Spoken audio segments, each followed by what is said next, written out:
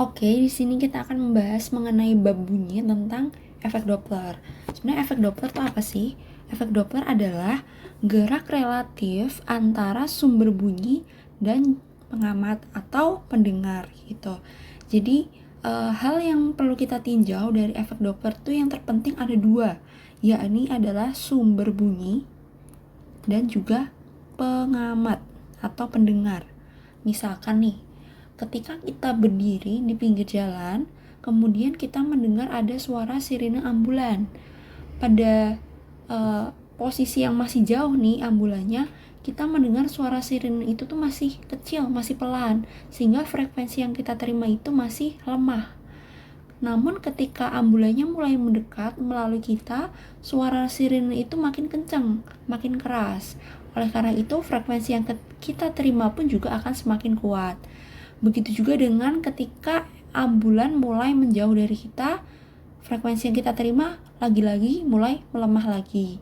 Nah, perbedaan frekuensi yang kita terima dengan frekuensi yang dikeluarkan oleh si sumber bunyi itu merupakan akibat dari adanya efek Doppler, kayak gitu. Oke, yang pertama, ketika si sumber dan juga si pendengar atau pengamat ini sama-sama diam, jadi nggak ada yang bergerak nih. Kalau tadi dicontohkan yang bergerak nih ambulannya, kitanya diam di pinggir jalan. Tapi kalau dua-duanya diam gimana? Kalau dua-duanya sama-sama diam, maka yang terjadi adalah frekuensi pendengar ini akan sama dengan frekuensi si sumber bunyi. Jadi frekuensinya tidak akan berubah, kayak gitu. Kalau tadi kan berubah tergantung posisi dari si sumbernya. Kalau dua-duanya sama-sama diam, ya tidak akan berubah frekuensinya.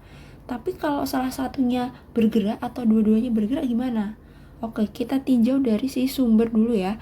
Kalau sumbernya ini mendekati pendengar, S mendekati pendengar, mendekati P, maka yang terjadi adalah frekuensi pendengar ini akan lebih besar dari atau semakin besar ya dari frekuensi si sumber, kayak gitu.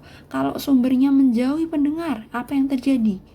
S menjauhi P, yang terjadi adalah ya frekuensi pendengarnya ini akan semakin melemah ya, gitu. Sekarang kita tinjau ke P-nya. Kalau P-nya yang mendekati ke sumber, yang bergerak ke arah sumber nih, mendekati sumbernya, P mendekati S, ya, frekuensinya semakin besar juga ya, semakin besar dari sumber, kayak gitu. Sekarang kalau yang menjauhi, P-nya menjauh nih, kalau P menjauh, yang terjadi ya sebaliknya, lebih kecil ya frekuensi si pendengar ya, lebih kecil dari F, S, kayak gitu. Nah, selain kita meninjau dari segi frekuensinya, kita bisa meninjau juga dari segi kecepatannya.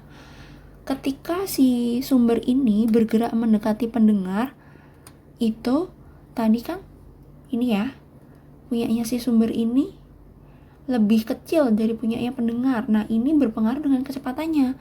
Kecepatan si sumber jadi bernilai negatif. Kalau dia menjauhi si pendengar, frekuensinya lebih besar kan? Nah, di sini kecepatan si sumber bernilai positif, kayak gitu. Kalau pendengar juga sama nih. Pendengar mendekati sumber, berarti yang ini. Dia nilainya lebih besar kan, frekuensinya ini berpengaruh kepada kecepatannya. Kecepatannya ini bernilai positif untuk VP-nya.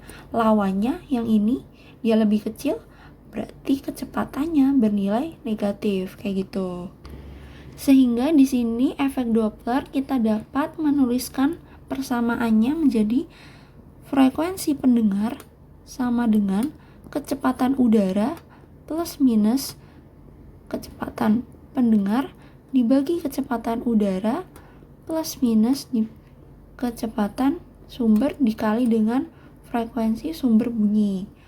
Nah, di sini untuk nilai plus minusnya ini tergantung tadi dari pergerakan si pendengar itu sendiri dan juga si sumber bunyi itu. Kalau misalkan pendengarnya ini bergerak mendekati si sumber, bergerak mendekati sumber berarti nanti di sini nilainya pakainya positif, kayak gitu. Kalau si sumbernya ini bergerak malah menjauhi si pendengar, berarti kalau dia menjauhi berarti apa? Positif juga, kayak gitu ya. Tapi kalau mendekati si pendengar dia pakainya yang negatif kayak itu. Jadi tergantung dari kondisi peristiwa itu sendiri ya, kayak gitu. Nah, kira-kira itu gambaran tentang efek Doppler. Untuk lebih paham lagi, mungkin kita bisa masuk ke contoh soalnya.